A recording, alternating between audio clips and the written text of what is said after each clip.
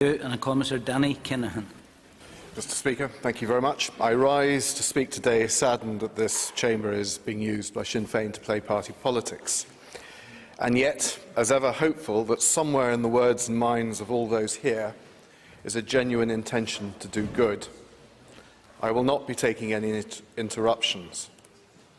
At school and in the army, I believed, and I'm ashamed to say, joked, carried by the flow, that gay, lesbian and such matters were wrong and could be laughed at. I'd never really sat down and thought about it.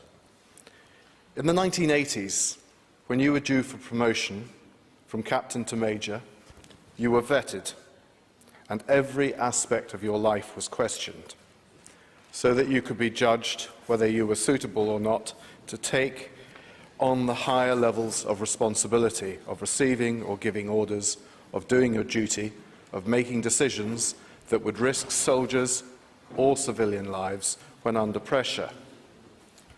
One of my great friends, an excellent soldier in another regiment, left the army, and it was only much later that I discovered why. He had failed vetting because he was gay. That opened my eyes as to how wrong society could be. When serving, knowing the risks of doing so, you recognise the importance of absolute trust in your comrades. When on active service, you do not care about the religion, colour or sexuality of the man beside you. And when injured, you most certainly never ask who donated the blood that saved your life.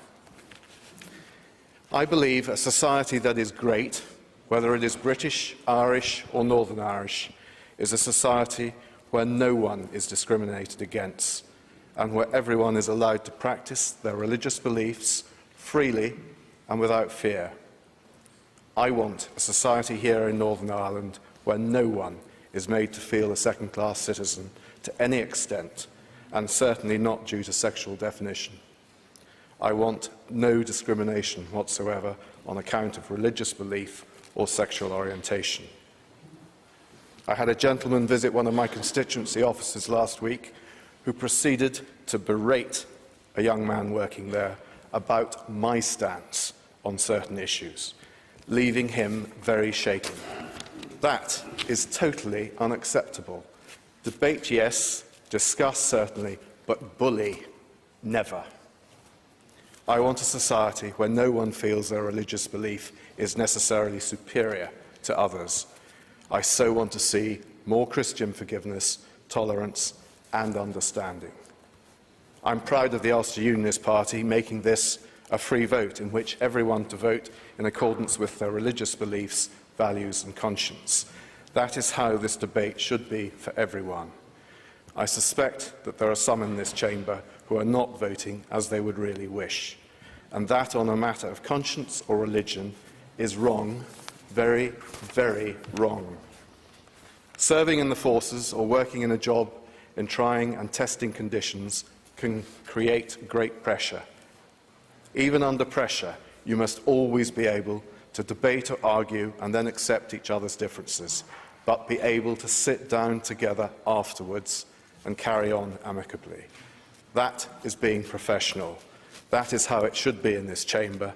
For those that cannot, that will always be their limitation. I support this motion because it combines together marriage equality and the respect for the rights of the religious institutions to define and practice marriage within their beliefs. Marriage is not just a Christian institution, but one which crosses all religions, and it is also secular. Using a different definition, such as a civic union, can make that institution seem second-class or second-rate to some, and especially so when legislating for their protections, responsibilities, rights, obligations and the benefits of marriage. It is that strong perception of a second-class citizen that needs to be changed, and that is why I support the motion today. Thank you.